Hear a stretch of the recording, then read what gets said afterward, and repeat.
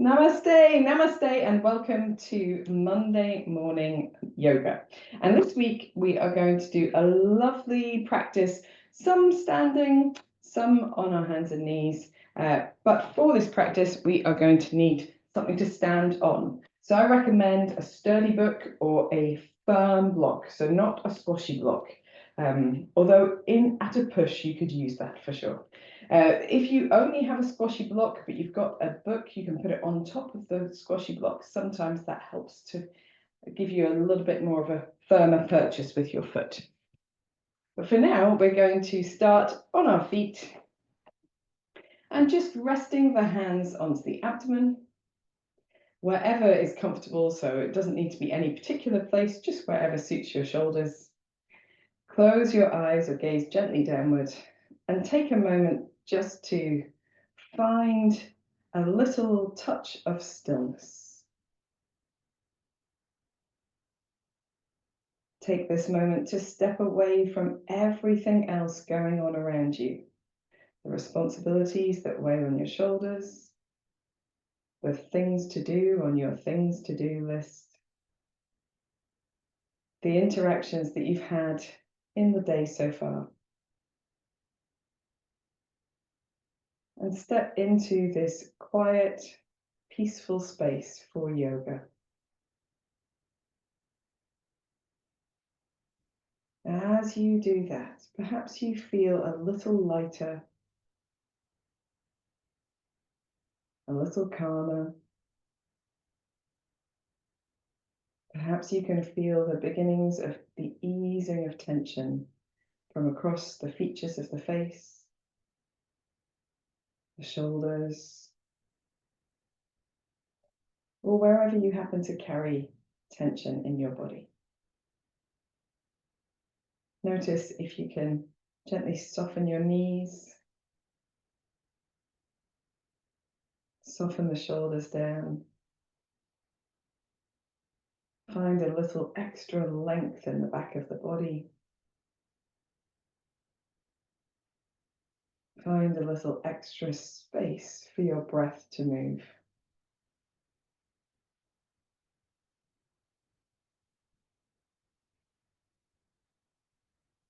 And then bring your awareness to your breath. Just observing your natural breath. You might feel that breath moving underneath your hands.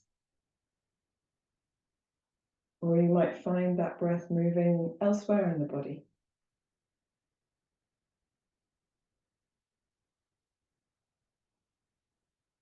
In yoga, we learn to manipulate our breath, to control it in ways that enhances our well-being.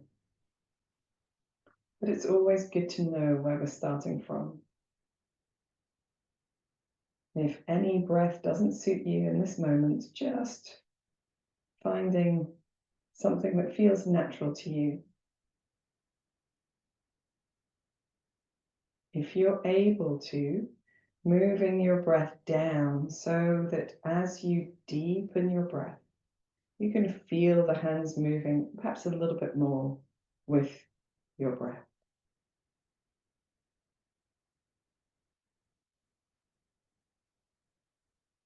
Focusing on filling the space available for your breath, filling the base of the lungs, the sides, the top of the chest, and exhaling fully. As you exhale, gently engaging across the belly muscles to exhale completely. Soft in the belly, breathing into the back of the body, the sides, the chest. Find a long, slow exhale and engage across the belly to exhale completely. Relaxed in the belly to breathe deeply into the rib cage, the collarbones, the shoulder blades. And long, deep breath out, engaging to exhale completely. Taking 3 or 4 of these breaths in your own time.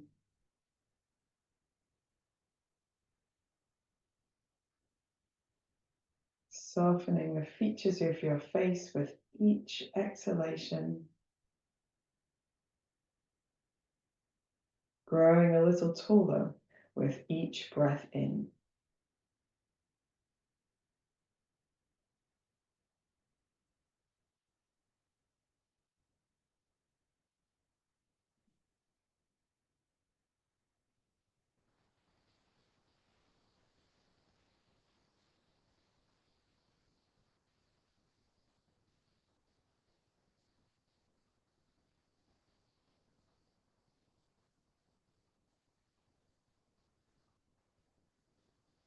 At the end of your next exhalation, allow your breath to fall back into its natural rhythm, becoming quiet if it was audible, and you can relax the hands down away from the abdomen, finding a little stillness in your Tadasana pose for a moment. Then bringing the palms together at the center of the chest, lifting your chest and taking the chin only downward, just to wherever gravity naturally takes you without force or strain, giving yourself a soft smile.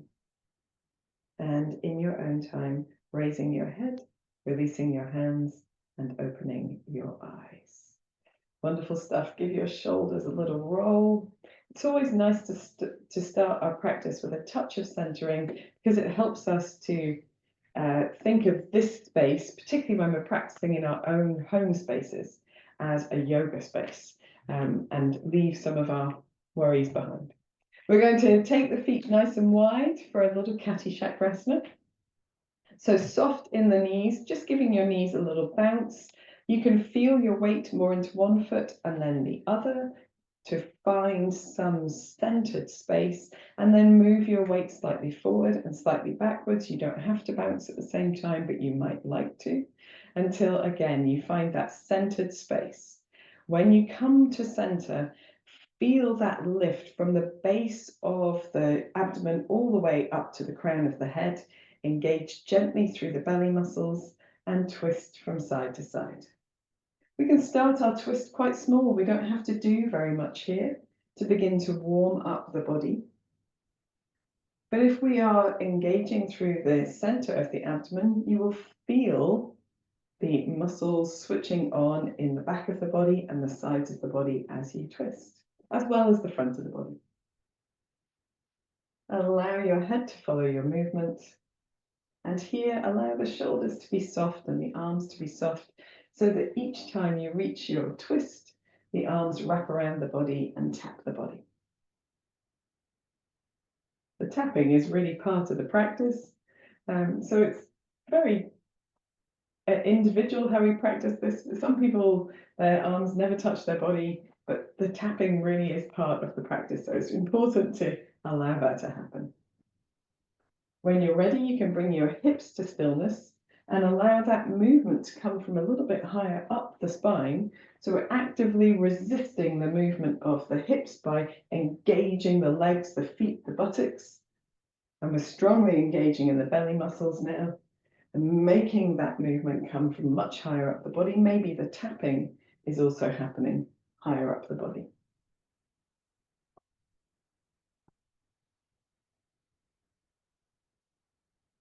When you're ready, you can free your movement ever so slightly to pivot on your toes. You can free the hips and let the movement become perhaps a little slower, a little more gentle, but still supported in the center. We're going to be doing some work with the hips today, so this is a nice introduction to that work.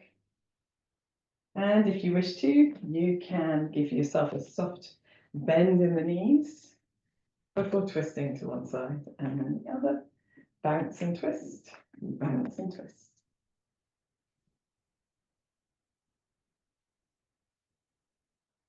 Very good. We're going to turn this into a sideways movement in a few moments. Just preparing. We're going to reach the arms to one side and then the other. We're going to keep this quite low at the moment, so we're just reaching to about chest height, pointing the opposite toe away as we move from side to side. And then we're going to think about lifting the arms a little bit more. Perhaps the arms can frame the face. They don't need to be narrow. They can be nice and wide. But trying to move them back so they're either side of the body instead of in front of the body. For those who would like to, you can begin to step that pointed toe slightly back, and you get this sense of gently opening the front of the body, gently bending the back of the body. And then for those who would like to, you can float that back foot off the floor, a little stronger in the belly muscles for support, keeping that beautiful openness across the chest. Let's do 2 more to each side.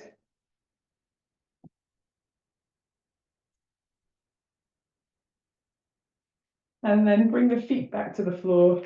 Just let the arms sway in front of the body and come back to stillness in center. As you do, stand tall, organize yourself into an upright position, spin the palms of the hands forward, drop the fingertips down and lengthen the crown of the head up towards the ceiling. Take a moment to feel the effect of your practice. So you might feel effort in parts of the body. You might feel an increased heart rate or breath rate. Just allowing yourself to come to center before gently rolling the shoulders. Just a few times in each direction. Very good. And then we're going to give the shoulders a bit of a shrug and come to work on our neck specifically. So with neck exercises like these, just going gently. I'm going to offer some neck rolling type of things. If those don't suit you, simple upright twisting and neck bending forwards, backwards and side to side will suffice. So we are going to stand really tall, draw the right ear towards the right shoulder. And just from here, notice if there's any resistance in the body. So it's not unusual for our first movement of the day to feel like it's associated with some kind of tension or stiffness. So we notice that we're not pushing beyond that. We're just going to where we feel that maybe coming slightly up and then back to center. Same thing to the other side, starting nice and tall, left ear to left shoulder, just noticing is this side of the neck more comfortable than the other, and gently coming back to center. On our second movement, as we bring the right ear to the right shoulder, we might feel an easing of that tension, and we can let the fingertips drop towards the floor. For those of you who prefer, you can press the palm down. Just whichever of these feels good to you. And then in this position, if you feel like you've got a bit more room to move, you can gently lift and lower the chin. So it's a small movement. It doesn't have to be much. It can be really small. It doesn't have to be quick or slow, just whatever you feel in this moment. If you feel you've got a bit more room to move, if it feels comfortable for the neck, if there's no grinding or crunching, and just doing a little bit of a larger range of movement, you might need to build into that. The next time your chin comes down, allow it to come all the way down to the chest, relaxing the left arm, giving yourself a soft smile in the center and bringing your head to an upright position. Roll your shoulders a few times front and back, or make some movements with the upper body that releases any kind of holding pattern that you've got there. Notice how it feels, left to right. Start from center and take the left ear to the left shoulder. You can here reach the fingertips of the right hand to the floor or press the right palm to the floor, whichever of these feels good. If you feel you've got enough room to move as well, then you can gently lift and lower your chin. You don't need to do that. That's simply nice to have if you've got it. You can make the movement small or large, and anything in between.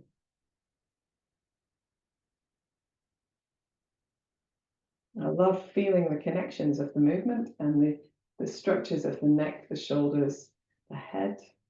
When you're ready, bringing your chin towards your chest and then relaxing the right arm.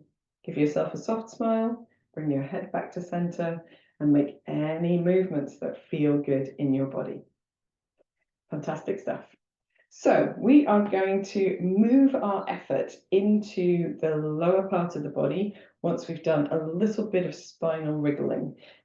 So taking the arms nice and wide, we're going to bring the backs of the hands towards each other, rounding through the spine, tucking the chin to the chest, and then standing tall. Take the elbows back first and then reach the arms. See if you can reach the arms behind the body, turning the palms up. And then rounding through the spine, tucking the chin to the chest, backs of the hands moving towards each other, scoop the belly in. Standing tall, elbows back first so you're upright, and then reaching the arms back, opening the chest, perhaps lifting the chin. Round through your spine. Standing tall and opening. Let's round through the spine. A little bit more dynamic now. Standing tall and opening, doing 2 more of these. Rounding,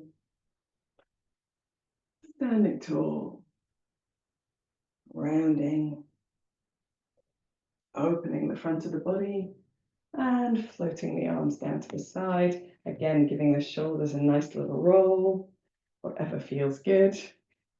And we are going to come to using our firm blocks now.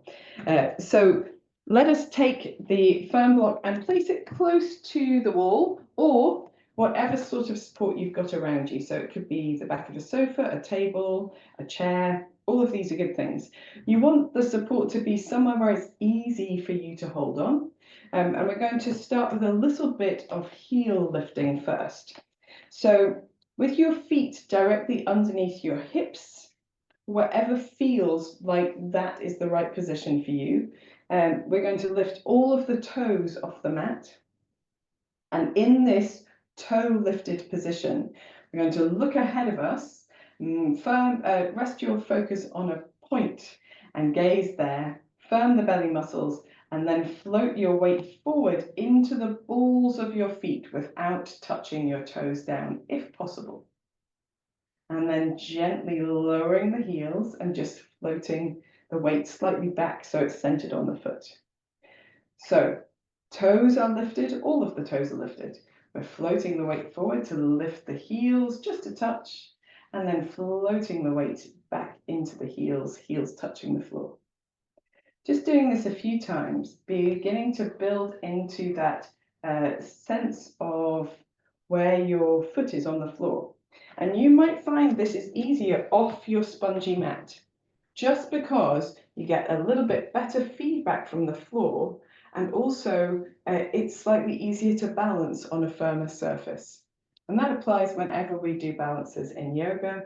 It's always good to come to the floor rather than the mat if you're able to. Lovely job. This time we're going to float forward onto the balls of the feet, and then we're going to put the big toes down. Try to keep the other toes up if possible, and come a little bit higher onto our heels. Then put the other toes down, yes, lifting the heels, not coming higher onto the heels. Put the other toes down, spreading the load of the foot and seeing if you can come even higher up onto the balls of the feet. And here we're standing tall and lifting. We want to have emphasis on the big toe side of the foot if possible. It stops us sagging into the outsides of the ankles. And then we're slowly floating the heels down, keeping that emphasis on the inside edge of the foot, of the ball of the foot. At the bottom of the movement, just taking a little soft bend in the knees. And here it's useful to take the weight off one foot and do some ankle circles. You can go in both directions. And then the other side. Just allowing yourself to release any tension from across the ankle, the Achilles, the calf area, and then taking both feet to the floor again. So again, setting up right underneath the hips. We can take the toes off the floor to begin with, but we're going to place the big toes down while the foot is still on the floor, And then allow the rest of the toes to come down with that emphasis on the big toe side. Firm in the belly, lifting and standing tall, finding a point of focus, using support from your wall if you need it. Gently bring your weight forward and float the heels slowly up off the floor, getting to the highest point that feels good for you. And then from here, we're going to bend our knees. So keeping the body as upright as possible, only bending the knees nice and slowly for to the point where you feel that you're still upright. So you haven't traveled forward or stuck your bottom out. You're just bending to wherever feels good. And we're going to go about halfway down to a parallel and then press into the toes, really using the thighs, particularly the quads at the front, and lower it to come upright, and then lowering the heels slowly down to the mat or the floor in this case. At the bottom of the movement, just notice if your toes still feel really connected to the floor, and then give them a little wiggle, because it, quite frankly, is quite hard work on the feet if we just do this holding on all the time. And we'll do 2 more like this. You can come a little lower down with each variation, or with each repetition, if you would like to. You don't have to. So standing tall, we're going to lift all the toes up and then place the big toes down on the floor. And if that doesn't happen naturally, it's okay, as long as you have the emphasis towards the big toe side of the ball of the foot. All of the other toes down into the mat or the floor. And then we're using our point of focus and the lift in the center to come up onto the ball of the foot and the toes themselves as high as feels comfortable. Emphasis on the big toe side of the foot, so we're not sagging into the outside of the ankle. Knees travel directly over feet, not inwards, not outwards as we bend the knees. We can come down a little lower, but we want to keep that sense of upright in the upper body.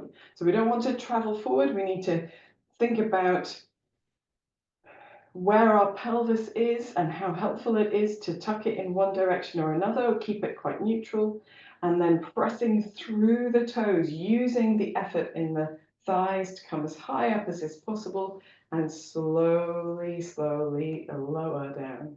And slow is the key. When the heels are down, wriggling the toes, and we'll do just 1 more of these. And then we're done with this sort of foot exercise, I hope. We'll see, we'll see. So lifting all of the toes, big toes down, other toes down, but focus on the big toe where it joins the foot. Use your point of focus, float up as high as possible onto the balls of your feet, lifting your heels as high as you can, and then knees traveling directly over feet. Coming down as low as possible. We don't want to get so far down that you're hanging on your legs. So we want to have effort in the thighs to keep you buoyant. Keeping as upright as possible, holding on to support really helps here. If you want to, you can widen both arms to keep the chest open. And then slowly, inch by inch, coming back up to legs straight, but on the tips of the toes, making sure the weight is still in the ball of the foot on the inside edge, and then lowering the heels. Again, maybe millimeter by millimeter for the heels rather than inch by inch. And as they come down, relaxing the arms down, relaxing the feet. For those of you who feel comfortable, you can turn the top of your foot towards the floor just to lengthen out the top of the ankle, the top of the foot, or the front of the ankle, the top of the foot. And any effort that's been across particularly the place where the toes join the feet. And of course on both sides. And if that doesn't feel comfortable, then all you need to do is give yourself a little wriggle of the foot, a little circling of the ankle instead. So doing something that helps you release in whatever way it might be. I really like this one, but my feet feel comfortable there. So don't do that if that doesn't feel comfortable for your feet. Excellent stuff. Let's give ourselves a moment to move a different part of the body to allow us a little bit of balance. We're going to take the feet a reasonable distance apart, And just breathe in as we take the arms up. We'll take a forward bend here. So nice and firm in the belly, reaching the tailbone backwards and the crown of the head forwards. You can soften your knees at any stage, and then allowing yourself to hang over your hips and reaching elbow to elbow. You might like to keep your hips still and do a little sway of the upper body from side to side, or you might just like a little bit of stillness. Try here to allow length in the back of the neck so that you're not craning to look forwards. Closing your eyes if you feel comfortable doing so, and taking any movements that feel good. So if you wish to, as long as you're keeping the hips nice and steady and still, really thinking about strength through the back of the body to help with this movement. So strengthen the hamstrings and the glute muscles, doing a little bit of swaying for those who are comfortable. Back to center and gently nod and shake the head if that feels good.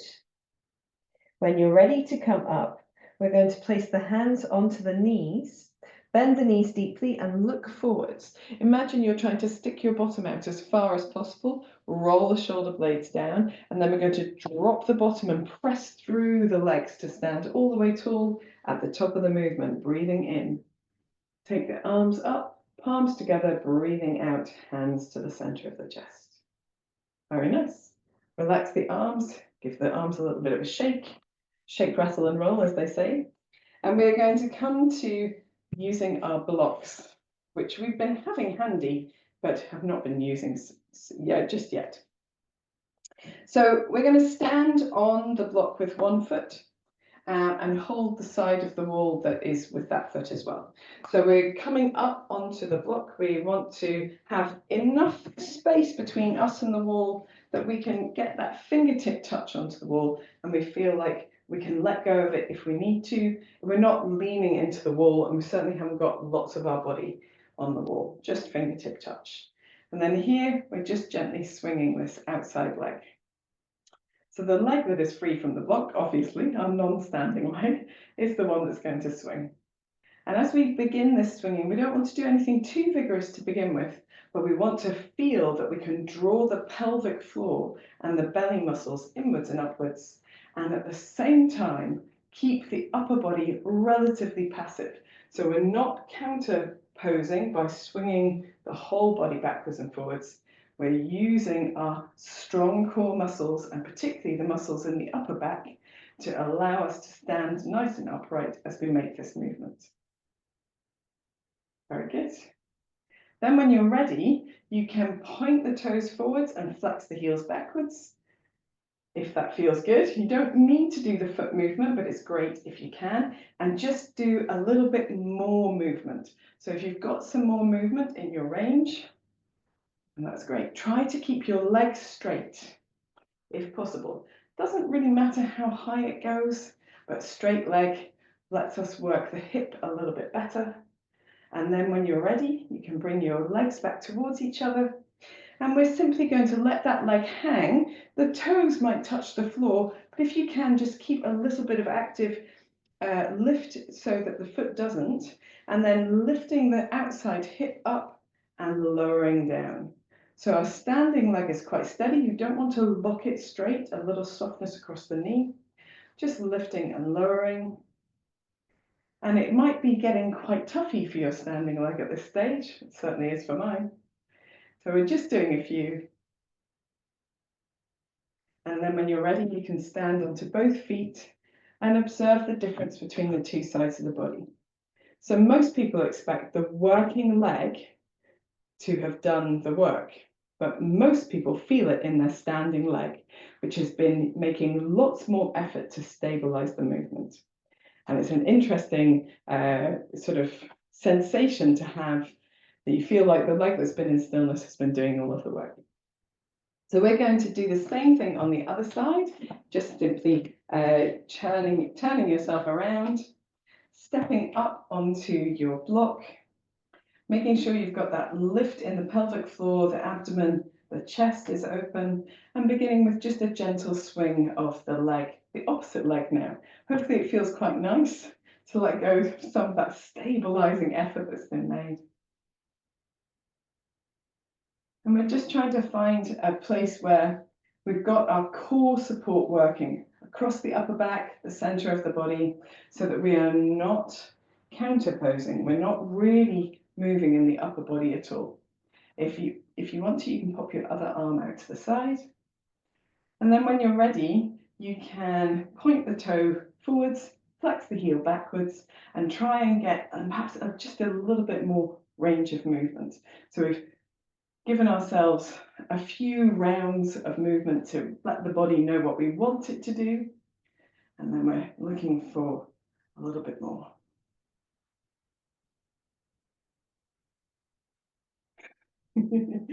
I quite like this, but I appreciate it. It gets hard after a while. So when you're ready, you can bring the feet back toward the legs back towards center, just keeping a little bit of lift with that foot that's away from the floor, and then gently lift the outside hip as if you're drawing your hip towards your shoulder, and then lower down. The standing leg is just a little bit off straight, so a little bit soft. Lifting and lowering.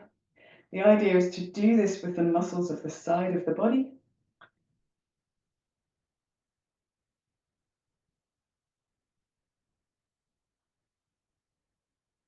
And then when you're ready, stepping onto both feet. And again, just feeling the difference between the two sides of the body. Maybe now they feel quite balanced, which they do for me. So hopefully that is the case for you as well. So we're again going to do something just to release the effort from this part of the body and allow us to move something else. So this time taking the feet maybe just a little bit wider than your hips, maybe about shoulder hip width apart. Here, I'd like you to start with your hands on your hips and roll the shoulder blades towards each other. And then we want to keep the knees a little soft. What we're aiming to do here is pivot or to bend from the hips themselves. So we want to stick the bottom out behind us as we lean forward, trying to bring the torso about parallel to the floor, but the knees are bent here. And we're thinking about keeping the knees over the feet as we extend the hips behind us. That's the sensation that we want. When we get that sensation, we can feel the effort in the hamstrings, the backs of the thighs. And then you can slide your hands down, keeping the legs pretty much in the same position, but sliding your body down towards the floor. Taking a lovely forward bend here. It might be that you hold elbow to elbow. It might be that your block is handy enough to rest your hands on, or perhaps your fingertips or the backs of your hands get towards the mat. Wherever you're comfortable, just gently making sure that length is in the back of the neck as well. You don't need to look forward. Taking a few deeper breaths. And still think about lengthening your tailbone so that you're not so rounded in the base of the back, but more in the upper back perhaps. Taking one more deep breath in and out.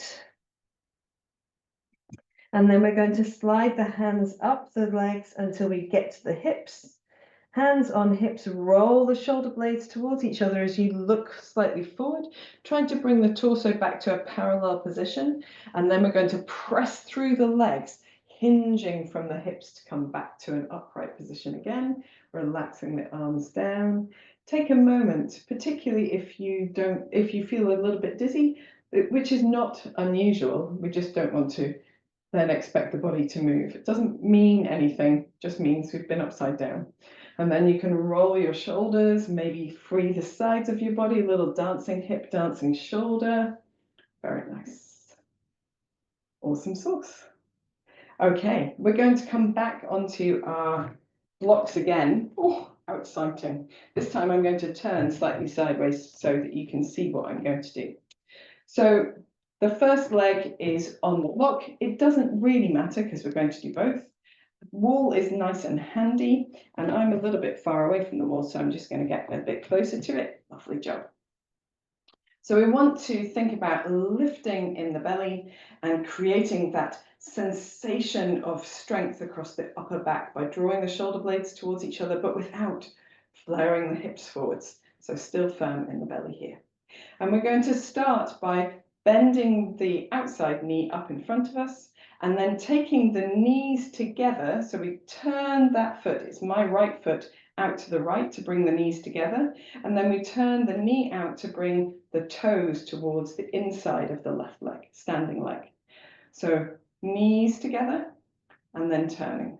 A little bit of twist through the body. You might feel that you want to move your whole body to do this, but try to resist that movement with the upper body by engaging through the belly muscles.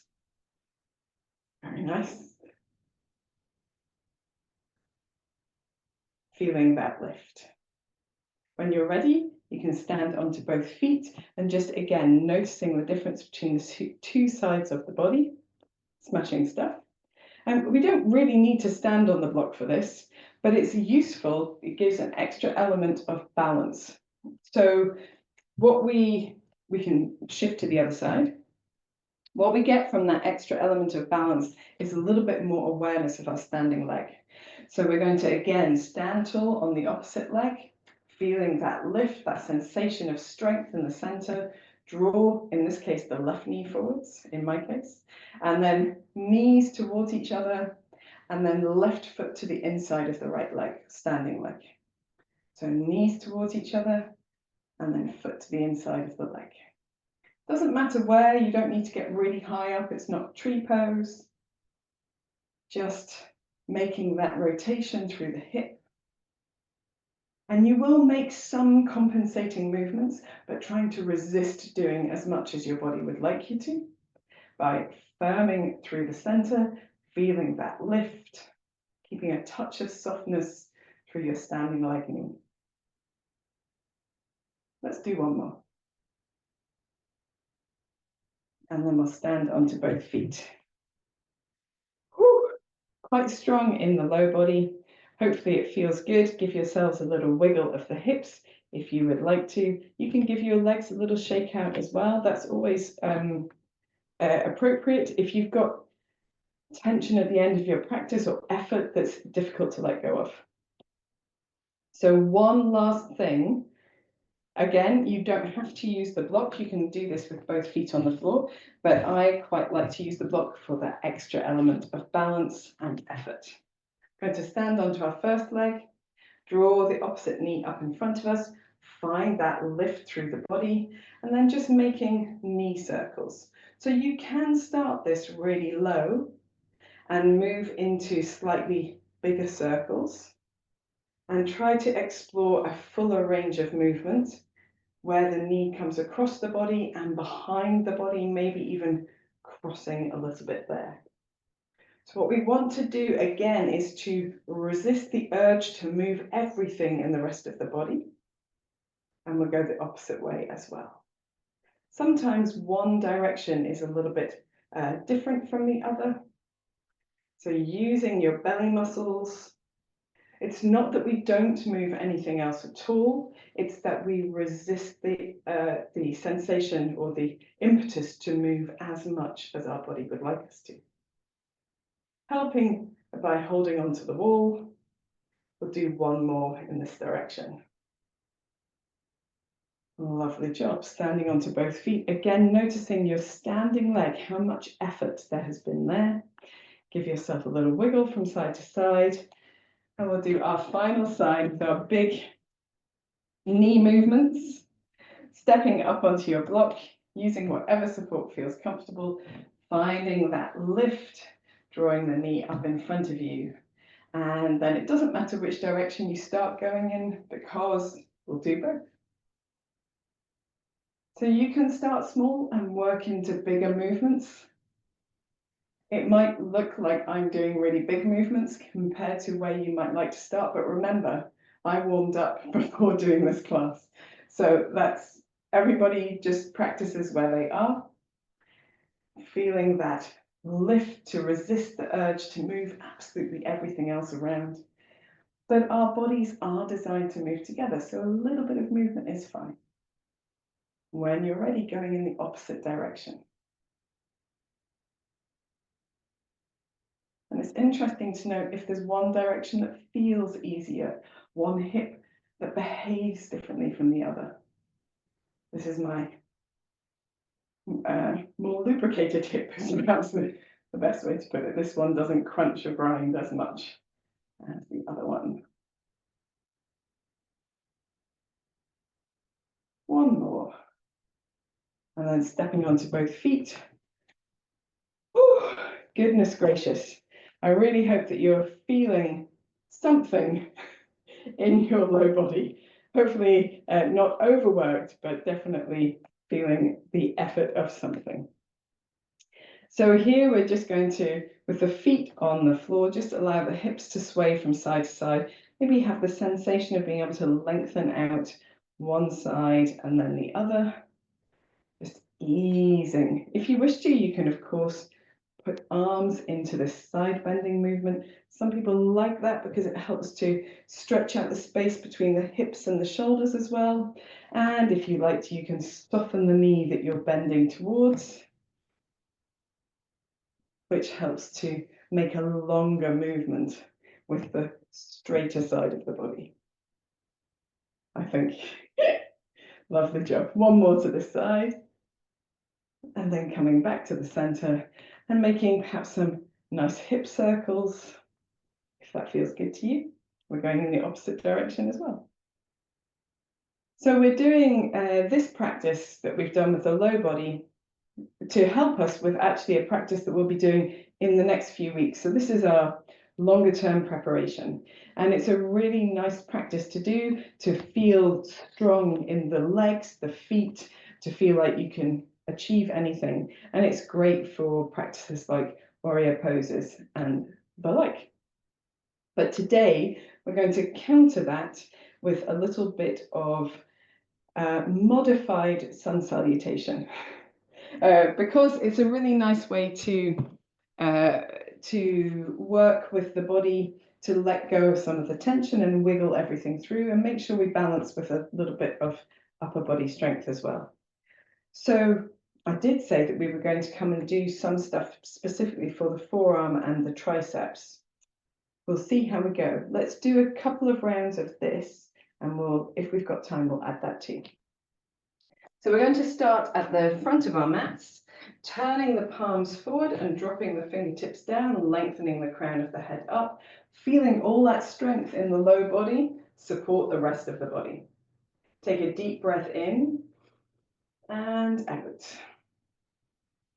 Then we're breathing in to take the arms around the body and up. You can look gently up, and breathing out as the palms come down to the center of the chest.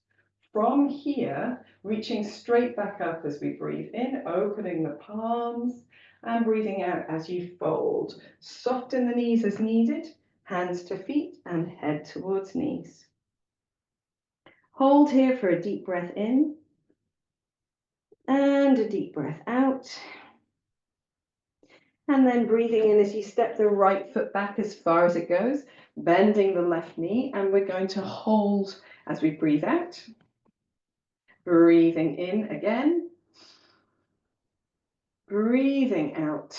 Knee is off the floor, and then we're going to breathe in and step the left foot back so we come into plank pose. In plank pose, we're holding for a deep breath in and a deep breath out. And then we're going to breathe in again here, and as we breathe out, take downward facing dog. So we're moving straight from plank to downward dog. You can keep the knees a little bit soft if you need to, not a problem at all. And then straight from downward dog to plank. So here, as we move from plank to downward dog, I'd like you to try and keep your limbs straighter if possible, and then soften the knees and round through the back to come back into plank pose. So straighter legs and arms as you press into downward dog, breath finding its natural rhythm. And then soften the knees, pressing off the toes, rounding through the spine, coming into plank pose. Let's do one more. Straighter arms and legs, back to downward dog. Soften the knees, press off the toes, round through the spine, into plank pose. From here, we're going to take the knees down, Roll the inner elbows forward and then bend the elbows slowly, coming towards the mat with the chest and the chin or the forehead. When you're down, pointing the toes so you flatten the feet, roll the shoulder blades towards each other and take a gentle cobra. So the cobra is gentle because the elbows are bent, not because you're not making any effort. Firm in the belly muscles and the buttocks, press the tops of the feet down. And then we're just going to press a little bit higher up and lower down, but we're going to do that 3 times. So we take the forehead towards the floor, still in cobra pose, still firm in the belly, pressing through the hands to come a little higher up and a little lower down. And one more time, pressing through the hands, coming a little higher up, a little lower down, elbows are bent all of the time. From the bottom of our cobra, we can either take hands and knees or tuck the toes and come back up into downward facing dog. Everybody meeting in down dog in the end. The feet can come a little bit further forward because here we're going to focus on the down dog itself. So pressing into the balls of the hands, so where the fingers meet the palms and the fingertips and the heels of the hands. Soften the knees. Lift your tailbone high, make sure the back of your neck is nice and long, belly is lifted, and then ease one heel and then the other to the floor.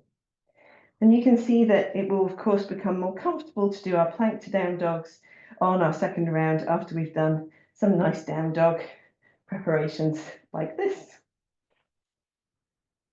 When you're ready, you can come onto both tiptoes, drop both heels down, soften the knees, and step the right foot forward to the hands. Doesn't matter how you get there. If you have to take hands and knees as a modification, please do that. Be comfortable. Get here any way you can. Press into the left heel. Fingertips are on the floor. We're rolling the shoulder blades down. We've got the left knee lifted, which is quite unusual for us. We're going to rock the weight forwards and backwards until we can lightly step the left foot forward into our forward bend and hold for a deep breath in and a deep breath out. To come up, breathe in as you look forward and lift the arms, drop the bottom, press through the legs to stand all the way tall, palms over the head, and breathe out, hands to the center of the chest. Breathe in as you release the hands down, palms facing forwards. Breathing out here. Breathe in, take the arms around the body, lifting the belly, lifting the chest, lifting the chin. Breathing out, hands to the center of the chest. Breathe in, reaching straight back up, opening the front of the body, and breathe out as you fold forward from your hips into your forward bend, hands to feet, head to knees, deep breath in, deep breath out.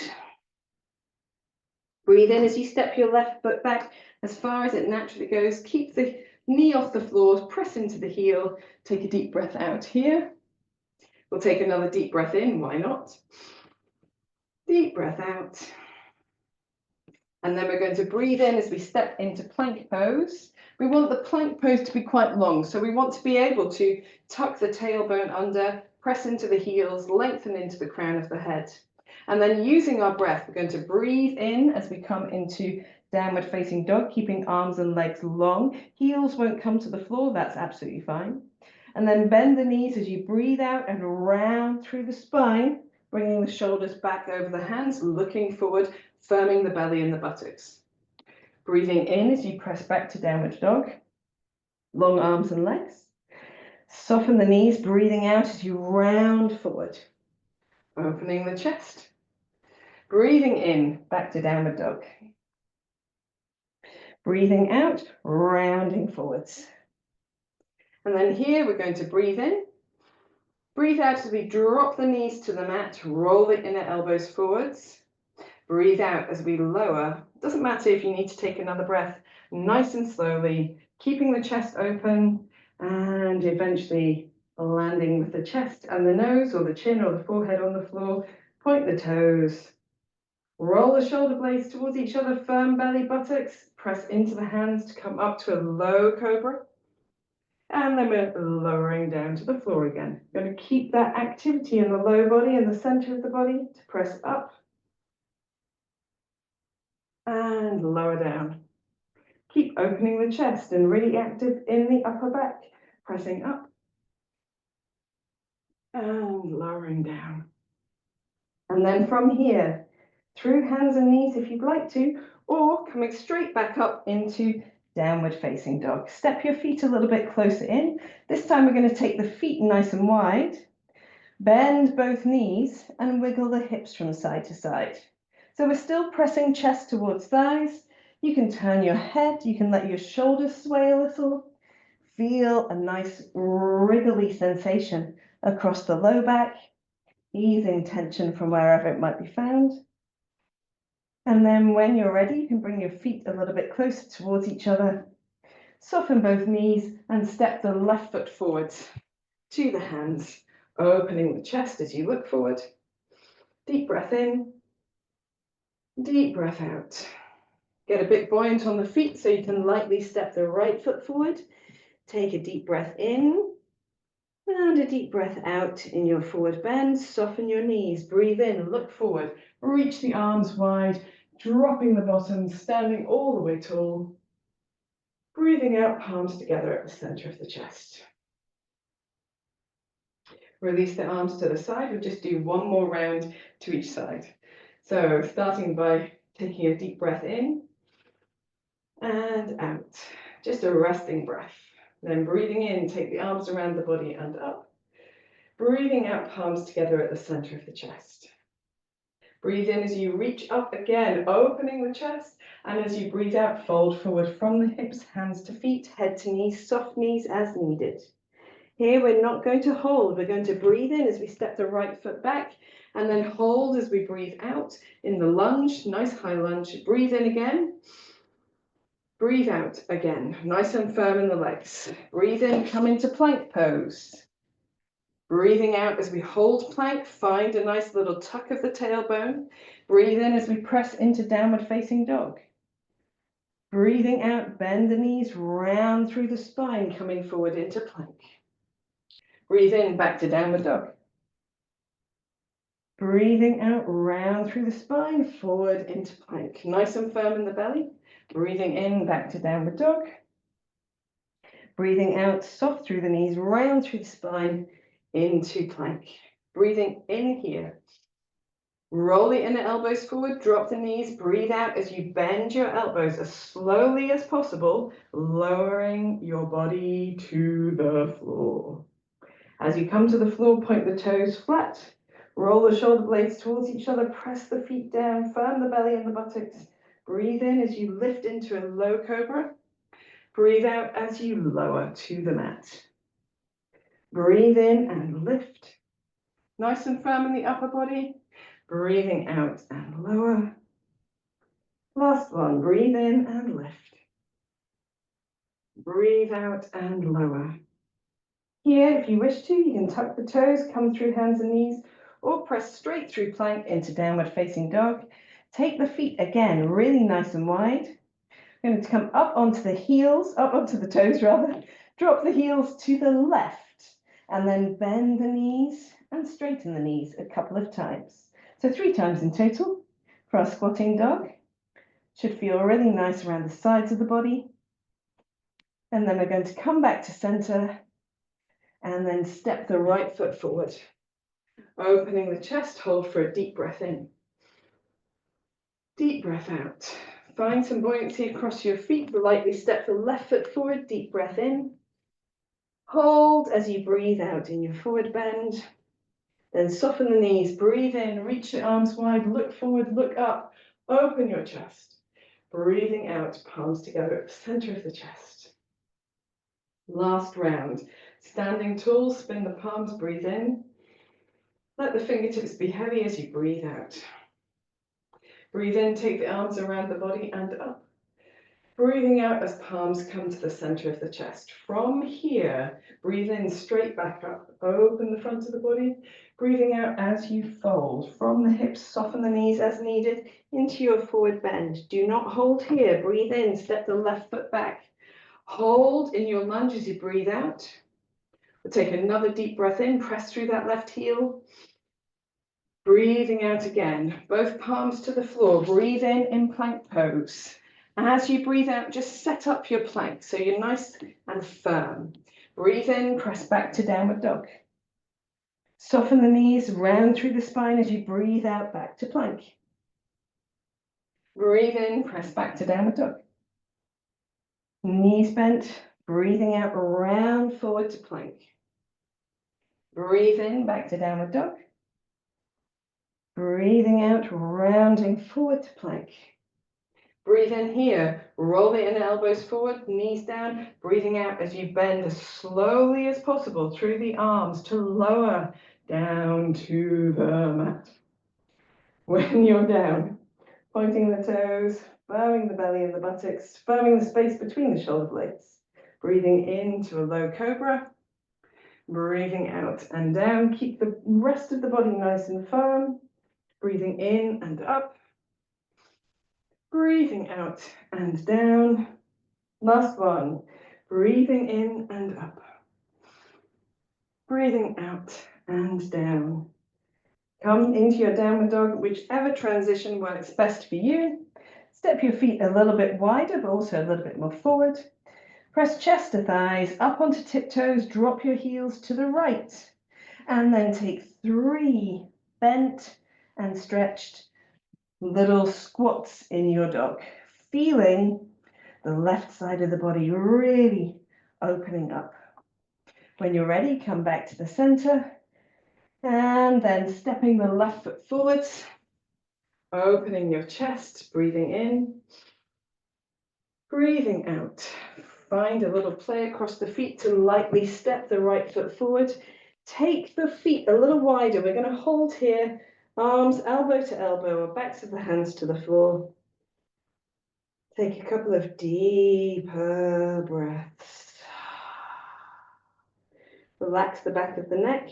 Relax the shoulders. You can give everything a wiggle here. You can sway side to side. Keep the knees a little soft. You can roll through the wrists, whatever feels good in this moment. And we're going to roll up to standing. So we're bending the knees deeply, chin stays towards the chest, draping the arms forward, really curling the tailbone under as we stand tall. And at the top of the movement, if you would like to, you can just rest your hands together at the center of the chest for a moment, or if you prefer, take the arms around the body, breathing in as you lift the chest, lift the chin, and bring the palms together as you breathe out. Take a moment to find some stillness. Doesn't matter where you do that. Maybe close the eyes if you feel comfortable, or gazing gently downward if you prefer. Notice your breath, your heart rate, the sensations in your body, and take some deep breaths.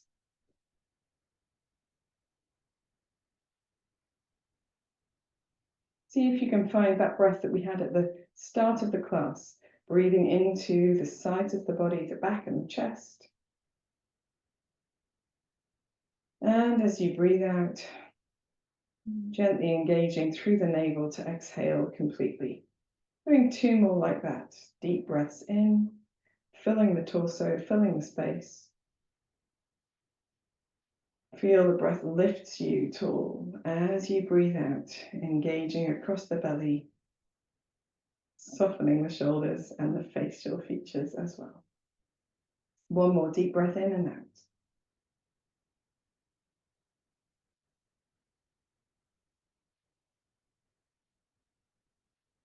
And when you're ready, you can bring your palms together at the center of your chest, lifting the chest and taking your chin gently downwards, giving yourself a soft smile, and in your own time, raising your head, releasing your arms, opening your eyes, giving anything a wiggle that needs a wiggle, shaking out the wrists or rolling the wrists if they need it.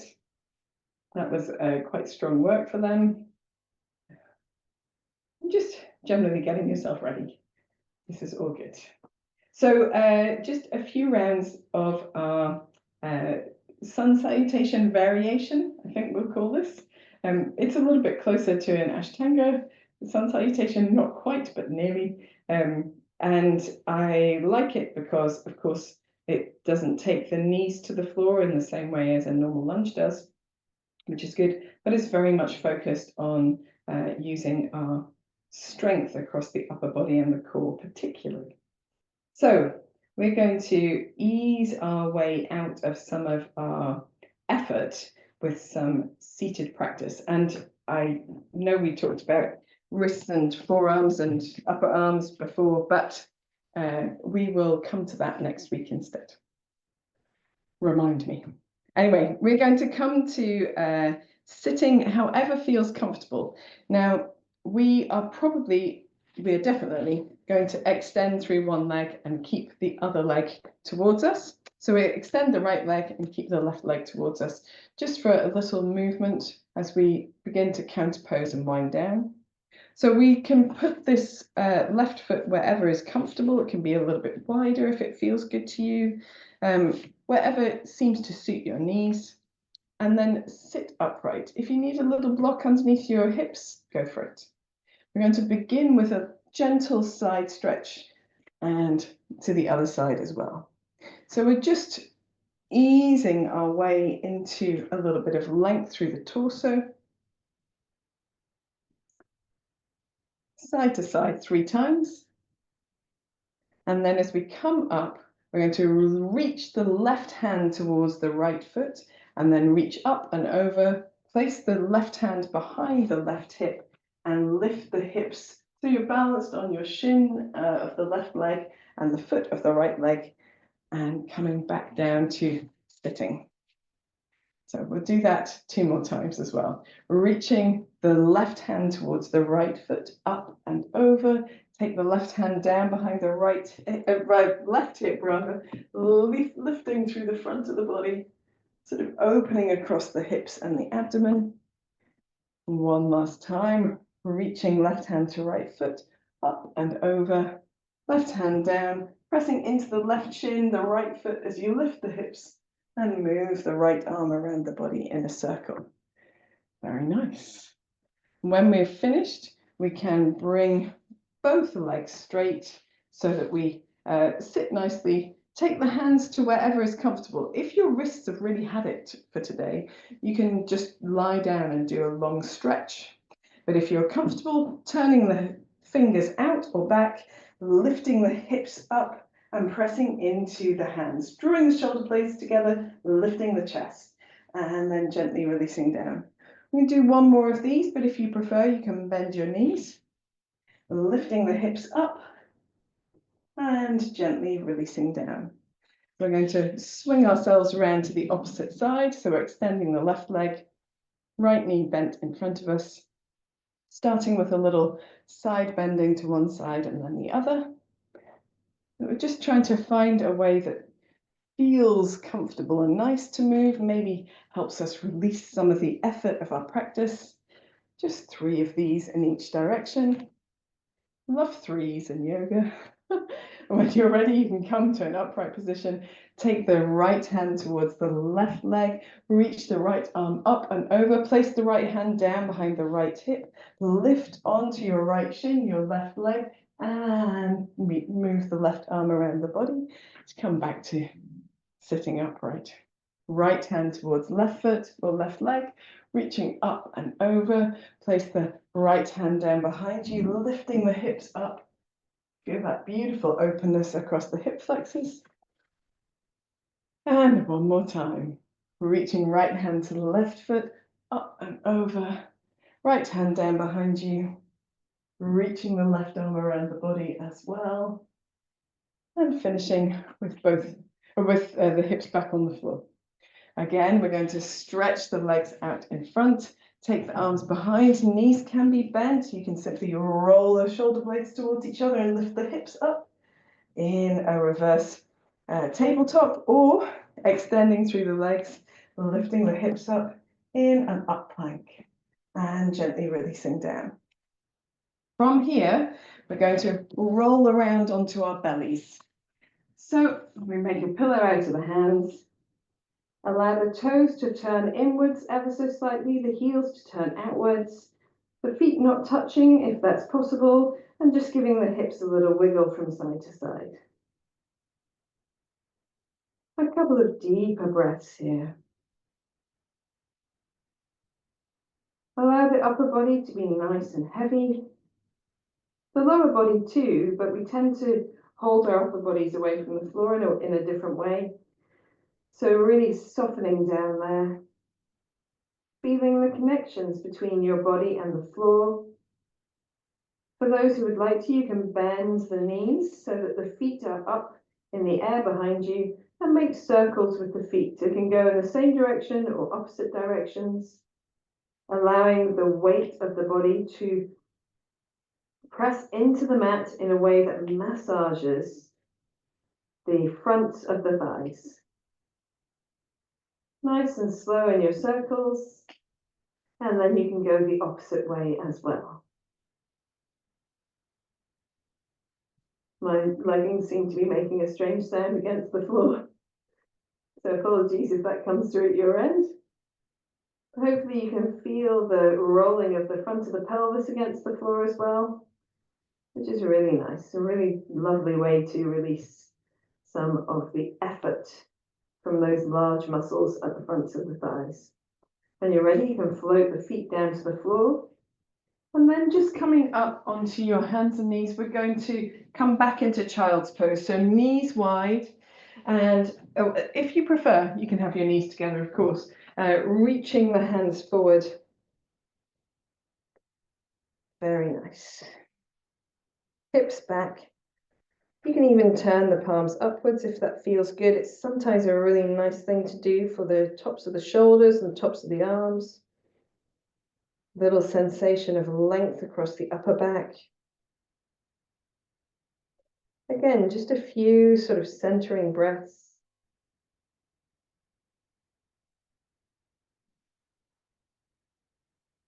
From here, we're going to come into pigeon pose. So coming up on your hands and knees, sliding your left leg forward first. So left knee towards left wrist, left foot towards right wrist. Doesn't matter how far under you are, you can be left leg tucked under itself or anywhere to having your shin parallel to the end of the mat. Everyone who's here in this class has practiced pigeon load, so needs fewer instructions, I'm sure. We want to press into the hands to roll the shoulder blades towards each other and open the chest. You can tuck the toes under and give yourself a little rock from side to side, if that feels good, toes of the right leg. Or you can simply bob up and down, just easing the hips into their most comfortable position before resting that foot back down to the floor. You can keep the back foot active if it helps your pigeon, and you can bring your forearms down to the floor or stretch out in any way that feels good. For those who prefer to stay a little bit higher up, please do so. This, I have to say, is as far down as my left knee wants me to go today. If you wish to, you can try rolling the left hip towards the floor. I find that's a little bit easier for my knee, but I get a really lovely stretch across the left buttock still. So try to find the variation of the pose that suits you the best. You want to still have that sensation of length on the right side of the body. And we're holding for another breath or two.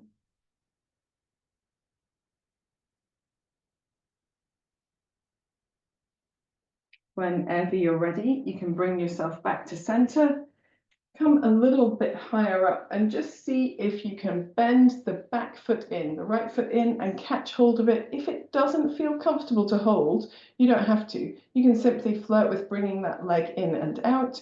Don't give yourself cramp in your hamstring. If you can get that foot in, you might like to ease it towards your buttock. You might like to flex through the foot so that you can really feel it in a different part of the quadricep in front of you. Just holding for a breath.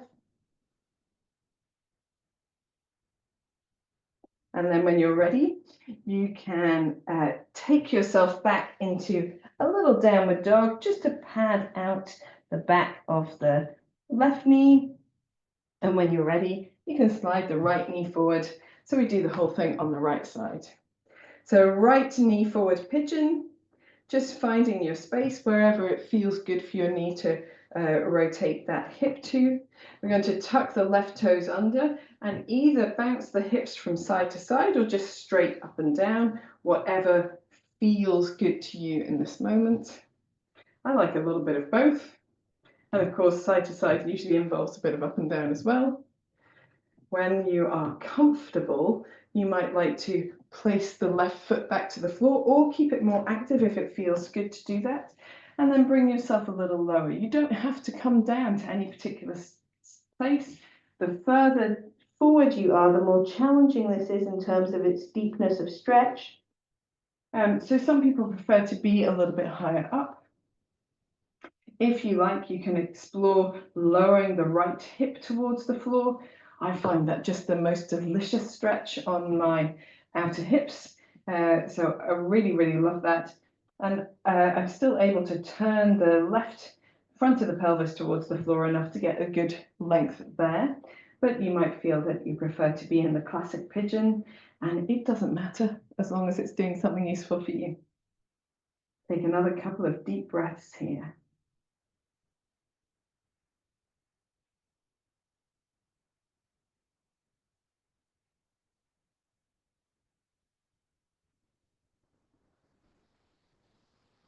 When you're ready, you can bring yourself back to center and then just lifting, engaging the back of the body, bringing the left heel in towards the buttock. You can flirt with just moving it inwards and outwards, or if it feels comfortable, you can catch hold of that leg and draw it closer towards you, just to wherever feels good. You might like to flex through your left ankle as well, so you're pressing the heel up towards the ceiling. It just gets into a slightly different place. You can even give your leg a little bit of a wiggle. My other side didn't enjoy that so very much because that knee is sore today, but this one is good. And then whenever you're ready, you can extend that leg behind you, come back into our last downward dog of the day. Just give yourself a little paddle. Maybe the hips a little roll from side to side with nice soft knees, maybe just length through the back of the body. And then when you're ready, preparing for relaxation.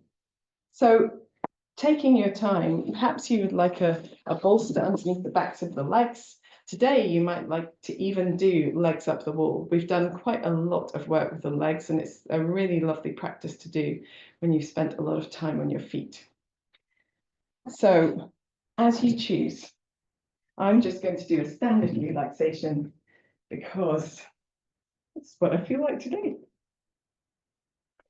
So as you come towards relaxation, if you feel there's any other movement that your body needs that we haven't done, then by all means, take your opportunity. Excuse me. So if you want to give yourself a little legs up the wall for a few moments and then come into a flatter position for relaxation, if you want to do anything else, just whatever you feel. As you come to the mat, with a little bit more support behind the body, you might like to gently roll the head from side to side, keeping the weight of the head on the floor. Helps to ease out tension from the neck and the shoulders, tops of the shoulders.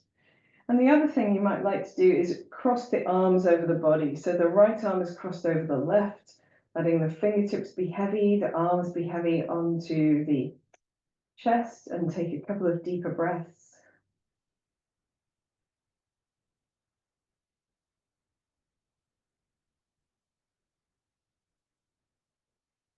Just creating a little bit of space between the shoulder blades. You can even give yourself a wriggle there. And then you can cross the arms the opposite way. Same thing, just fingertips heavy, arms heavy onto the chest.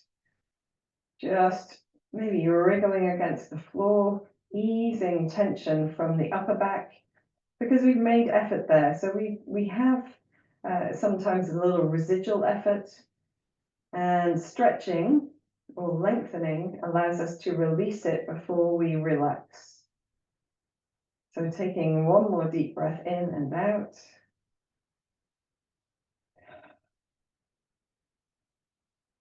And then when you're ready, you can allow your arms to come back to the mat. If possible, It's always a nice idea to be able to relax with the arms extended away from the body. So there's a bit of space between your arms and your rib cage, your arms and your torso.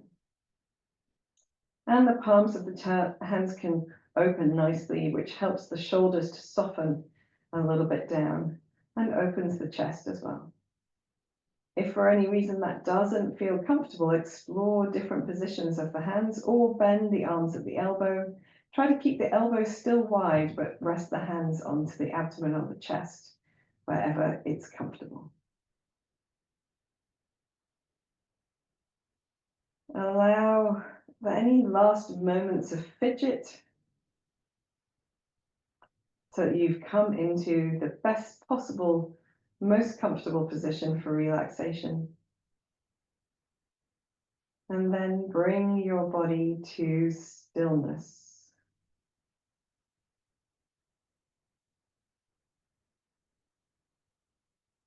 Take a deep breath in and sigh gently out through your mouth.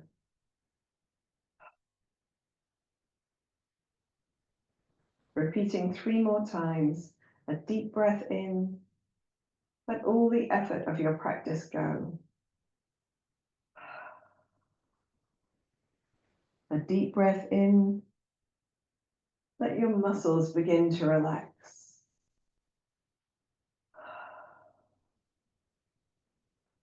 A deep breath in and surrender your weight down into the mat.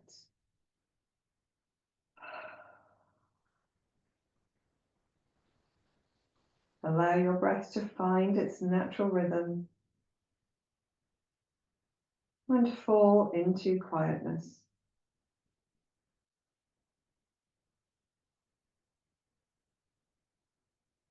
Take your awareness into your forehead. Feel it soften. Feel the area around your eyes relaxing. Your mouth, tongue, jaw releasing.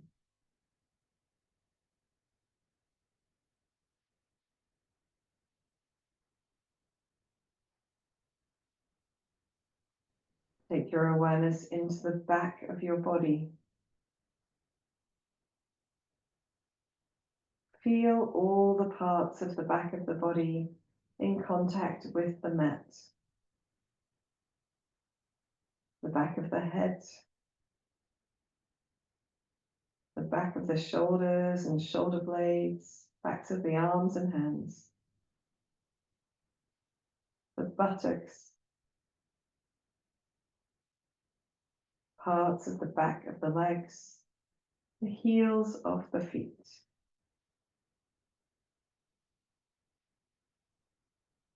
Experience the sensation of contact between your body and the floor.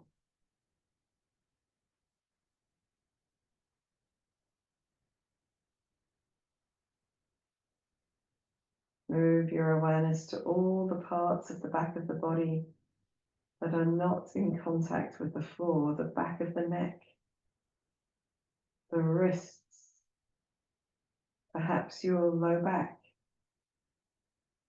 perhaps the part of the legs that joins the buttocks,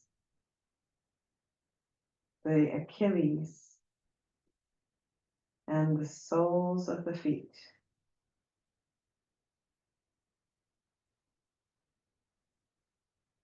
Experience the sensation of space between your body and the floor.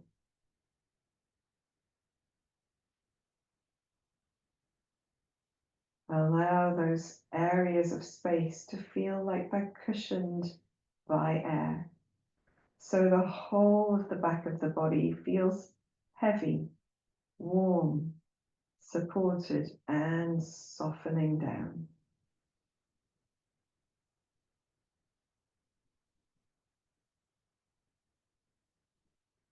Move your awareness to the front of your body. Feel the space over you and around you. Feel the touch of air on your face the weight and the warmth of the blanket over you, the sensation of holding space in the palms of the hands.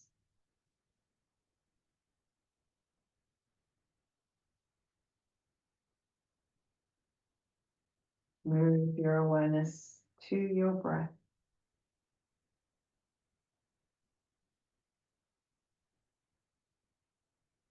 Become aware of that gentle, deep, slow, relaxed breath.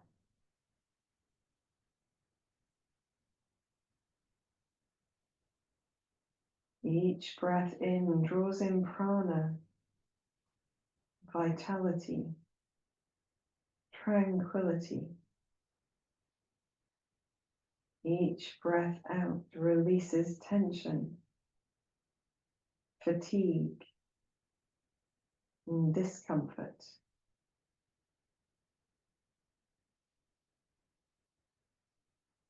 Allow your breath to fall in this rhythm for the remainder of relaxation, softening a little deeper with every exhalation.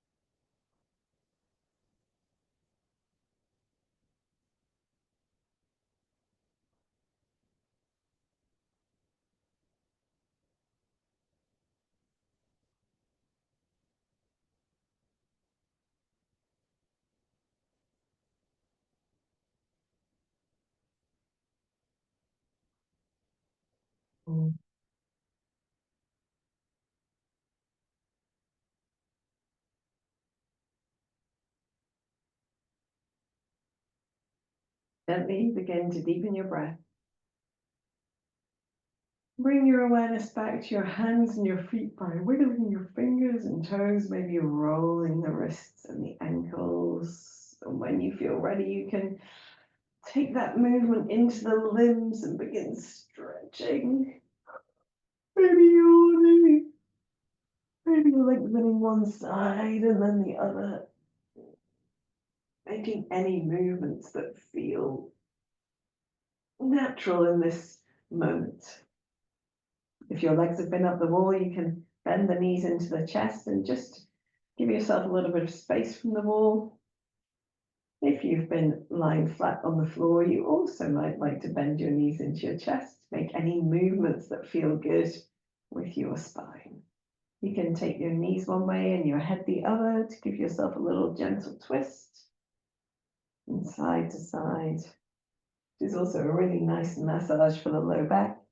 We might like to move the knees in circles, stretch through the arms, whatever feels good. Ooh, excuse me, that's my third yawn. Whenever you're ready, roll onto one side. Give yourself a moment, curled up on your side, containing that sense of peacefulness that always results from our relaxation. When you're ready, come into any comfortable upright position. You can keep your eyes closed if you feel comfortable doing that. In your upright position, resting the palms together or hands one on top of the other at the center of the chest. Take a moment just to feel the effect of your practice. Notice perhaps your deep, calm breath. The sensation of energy vibrating in the body.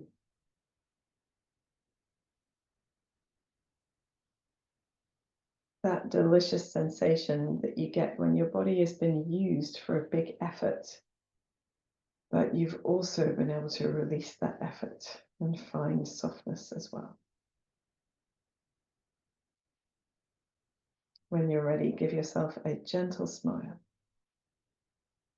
And in your own time, opening your eyes. I hope you've enjoyed our practice today. We will come to doing a little bit more for the wrists and forearms and upper arms next week. We did it nearly all through strength this week, but we'll do a little bit more preparation next week. And I hope you have enjoyed this and feel good in your body through the week. I'll see you next time. Namaste.